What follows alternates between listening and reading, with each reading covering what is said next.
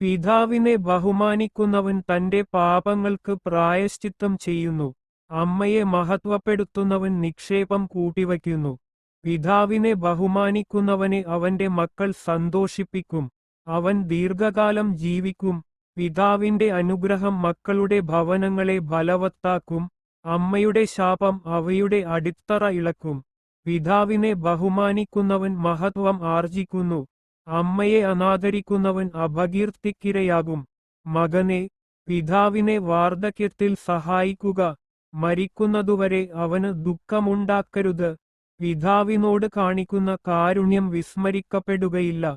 പാപങ്ങളുടെ കടം വീടുന്നതിന് അത് ഉപകരിക്കും. കഷ്ടതയുടെ ദിനത്തിൽ അത് നിനക്ക് കാരുണ്യത്തിനായി ഭവിക്കും. സൂര്യപ്രകാശത്തിൽ മൂടൽമഞ്ഞ് എന്ന പോലെ നിന്റെ പാപങ്ങൾ മാഞ്ഞുപോകും. പിതാവിനെ പരിത്യജിക്കുന്നത് ദൈവദൂഷണത്തിന് തുല്യമാണ്. മാതാവിനെ പ്രകോപിപ്പിക്കുന്നവന് ദൈവത്തിന്റെ ശാപമേൽക്കും.